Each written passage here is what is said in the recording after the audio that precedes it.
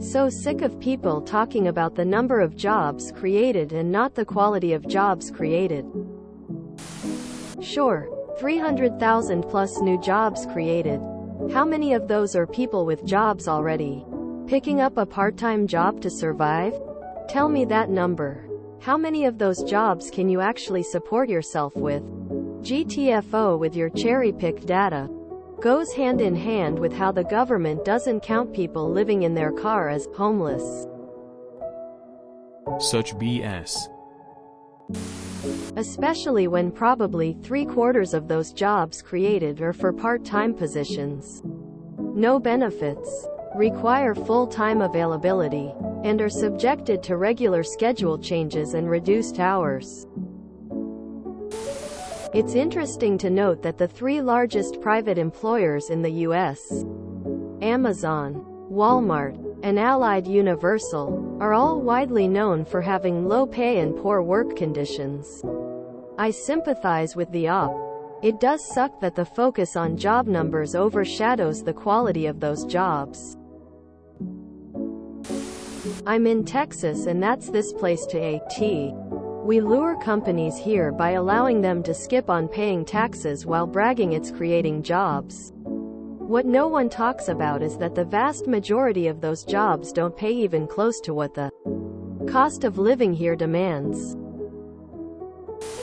I've watched 4 different presidents brag about bringing manufacturing back, but the only reason anyone liked the original manufacturing jobs was because they were union jobs. Just once I'd like to see a president boast about X number of union jobs created. Yup. It's called Lying with Statistics. An amazing book that explains how corporations and governments manipulate the data to seem positive, when in reality it's bad. You can look it up for the last year. https://www.bls.gov/oo/mosnewjobs.htm. Most are $15 an hour. The exceptions are software developers, managers, and nurses. Lol, everything around me is like 15 miles away and only pays like $11.15 an hour. I can't pay for anything or get any sort of savings. I'm actually ready to just float onto an island and die there. American propaganda what? Meh. Unions will fix it. Frustrating that it's taking so much time. But it's happening. Honestly. At this point we're just waiting for boomers to age out of voting. 68 years. Once that happens, if we're still a democracy, we'll get a New Deal. Maybe that'll be too late for you. For me? Yeah, I'm old. It'll be too late. But there's something to be said for planting a tree whose shade you'll never lie in. Take full-time job. Split hours into 2 part-time positions.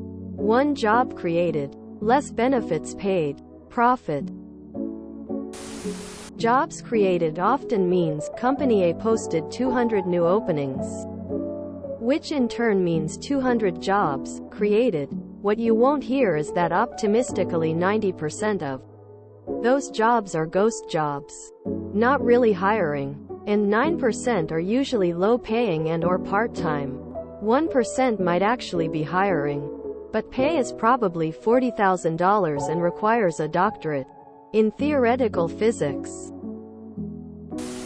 The count of people who are homeless is always problematic because there are at least 5 different definitions in various federal laws. Are you unsheltered, completely out on your own, tent or less, unhomed, as above, but also applies to those living in homeless shelters and similar places, in non-residential shelter, living in cars etc., non-permanent residents, living in long-term hotels, couch surfing, etc. Within a building intended for residents but not a permanent address or not able to be listed as a permanent address. And there's a more nebulous step right above couch surfing that includes having to throw yourself On the mercy of family to let you stay with them longer term than couch surfing, but in a situation you should not stay in permanently. Different programs and laws will refer to any subset or all of these as homeless. And of course the stigma related to being homeless means that all of these categories are undercounted except for homeless shelter headcounts. I was trying to answer just that question for myself. So one thing I did was looked up some of the most popular manufacturing trade journals. They list the openings of new manufacturing plants. Back in 2019, each month there may be 13 plant openings. Like a little footnote at the bottom of a page. The last 6 months there have been on average 8 pages of plant openings each month. They talk about a manufacturing boom that hasn't been seen since the 50s. When you look at the government contracts database, large construction contracts are being signed in every state for bridge, roadway, and other infrastructure construction. That has created new hardware, software projects, and it's to instrument those bridges and roadways. There are also huge contracts being signed in software, hardware design and manufacture, networks, and communications for replenishment of military equipment and development of new tech. The DMV area is booming. Lots of good-paying jobs available, especially if you have any expertise in these domains. In my county, the average per capita income is $130,000 and about 50% of adult residents are in tech. You're actually right. There is great data supporting what you're saying. I recommend Jason Smith's Smart Machines and Service Work for a good breakdown of this. It's all BS. I've read somewhere that if you are unable to get employed in 6 months, you no longer appear in the data for unemployed people. In other words, not all not unemployed people are employed. They are still unemployed, just not as far as statistics is concerned. How many of those are people with jobs already, picking up a part-time job to survive? Tell me that number. 0. It's important to understand these statistics so you know what they're actually saying. Jobs created is a net figure, i.e. new jobs created less old jobs destroyed, established by a fairly large sample size survey.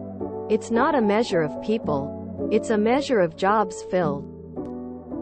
It pays no heed to people working multiple jobs, just as it pays no heed to vacant positions.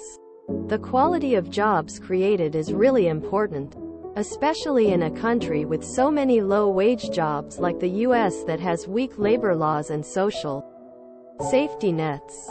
But it's not measured by the jobs created number. A single number can't measure everything. Goes hand in hand with how the government doesn't count people living in their car as homeless. In the interests of accuracy, this is wrong. People living in cars are counted as unsheltered homeless by the Department of Housing and Urban Development. Are you under the assumption that the jobs report is just a single number? Because it isn't. It's quite robust and has a lot of the details you are asking for. Entrepreneurs and businesses are no more job creators than the middle class. Let's dispel this myth. 300,000 jobs, and you need 3 of them to live indoors and eat food. Yay, freedom! Exclamation mark. Exclamation mark. I mean, you can literally find the number of full-time, part-time jobs in the report. If you enjoyed this video, please check out our playlists full of similar content. Epic Ericast is like doom scrolling for your ears. Please like, share, and subscribe.